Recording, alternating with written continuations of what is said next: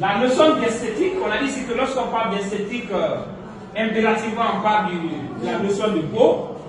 Et on a dit que l'esthétique dans ce sens-là devient polysémique. Polysémique, ça veut dire que ça peut avoir plusieurs sens. Et lorsqu'on dit que ça peut avoir plusieurs sens, nous avons ici l'esthétique industrielle, la beauté que l'on retrouve dans les productions des usines, des produits manufacturés. Nous avons ici la chirurgie esthétique que l'on retrouve dans la médecine, où les gens qui ont des déformations corporelles cherchent à se rendre plus beaux. Mais on a également l'esthétique en tant que philosophie de l'art. Et nous voyons que l'esthétique en tant que philosophie de l'art est une esthétique qui s'intéresse à la beauté dans l'art. La beauté dans l'art. Et quand on dit la beauté dans l'art, ça veut tout simplement dire c'est la beauté qui est créée par l'homme. La beauté qui est créée par l'homme. Et lorsqu'on parle de la beauté créée par l'homme, on appelle cette beauté-là une œuvre d'art. L'œuvre d'art est là. Et pour qu'il y ait une œuvre d'art, il faut qu'elle soit créée par un artiste. Et cette œuvre d'art-là est destinée à la contemplation. S'il n'y a pas de contemplation, il n'y a pas d'œuvre d'art. Et ce qu'on appelle ici la contemplation esthétique. Mais pour qu'on parle de beau aussi, il faut qu'il y ait de la sensation. Parce que s'il n'y a pas de sensation, il n'y a pas de beau. La sensation, c'est le plaisir, le sentiment, la jouissance, les frissons que nous ressentons dans la contemplation d'une œuvre d'art. Maintenant, lorsqu'on prend la sensation peut être de deux aspects. Il y a la sensation externe que nous partageons avec les animaux, parce que les animaux et nous avons une sensation externe. Parce que lorsque vous touchez à un animal, il sent tout comme l'homme. Mais la sensation interne, c'est l'idée du beau. Le fait que l'homme puisse s'inspirer des choses pour créer le beau. C'est ce que Hegel a appelé la phénoménologie de l'esprit. Et Hegel était très clair. Le beau artistique est supérieur au beau naturel parce qu'il est le produit de l'esprit. Ce sont les ressources de l'imagination créatrice qui font que l'homme crée l'œuvre d'art. Et l'animal n'est pas doté de conscience pour imaginer, s'inspirer, pour créer une œuvre d'art. Donc la sensation interne est propre à l'homme et la sensation externe est propre à l'homme et à l'animal. Maintenant, lorsqu'on prend le beau, il y a une valeur esthétique qu'il faut ressortir dans l'œuvre d'art. Et la valeur esthétique, là, de savoir effectivement qu'est-ce qui est beau. Et on a dit que le beau, la valeur esthétique d'une œuvre d'art s'incarne dans l'œuvre elle-même. Elle se lit dans l'œuvre. Elle est l'œuvre elle-même qui est médiatrice entre l'artiste, son créateur, et l'amateur qui en joue dans sa contemplation. Parce que pour qu'il y ait du beau, il faut qu'il y ait un artiste qui crée une œuvre d'art.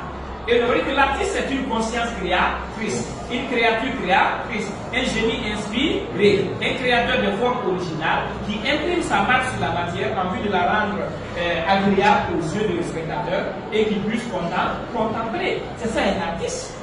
Donc il faut qu'il y ait ça, un artiste. Et il faut qu'il y ait aussi une œuvre d'art. Une œuvre d'art c'est un composé de matière et de forme. La forme étant imposée à la matière par l'action de l'homme, action dirigée par une idée. Donc Platon et Aristote l'a défini comme ça. Un roman est une œuvre d'art, une chanson est une œuvre d'art, une statue est une œuvre d'art. Donc il faut que l'œuvre d'art soit là. Et pour que l'œuvre d'art soit là, il faut que l'œuvre d'art soit contemplée par un amateur, un contemplateur.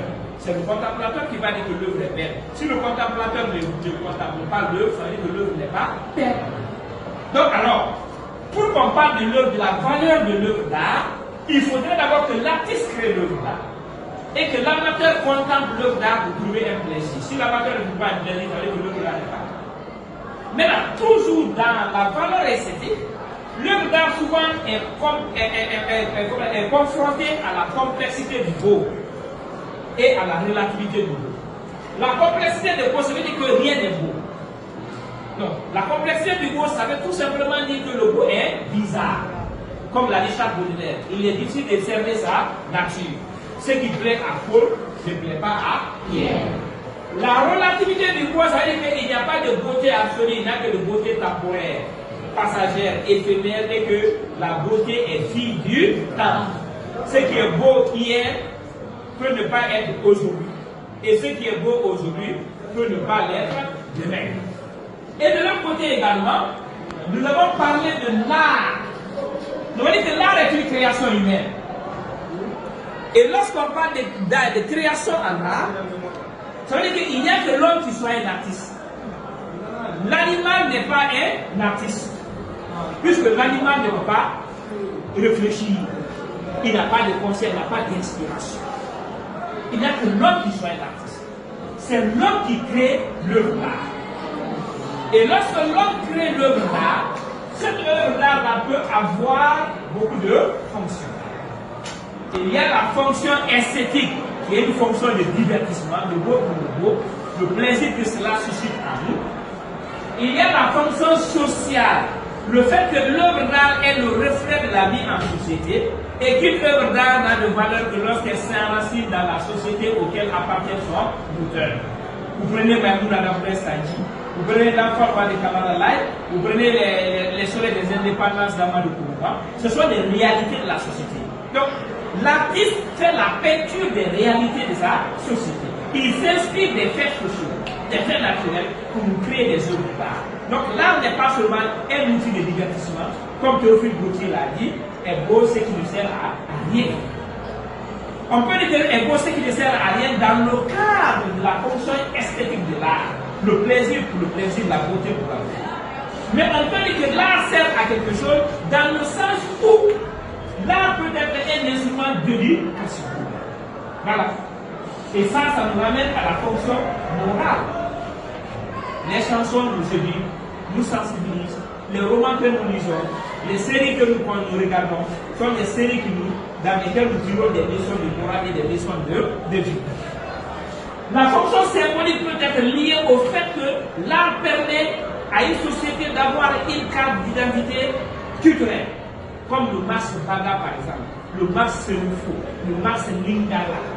Donc ça veut dire que ce sont des statues qui ont un sens, qui véhiculent un message, qui transmettent une coutume, une tradition, des mœurs, des gestes d'une société, des réalités religieuses, philosophiques d'une société.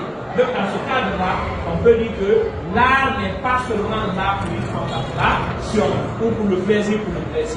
L'art peut être à la fois utile et inutile selon la fonction que l'on attribue. Je vous remercie.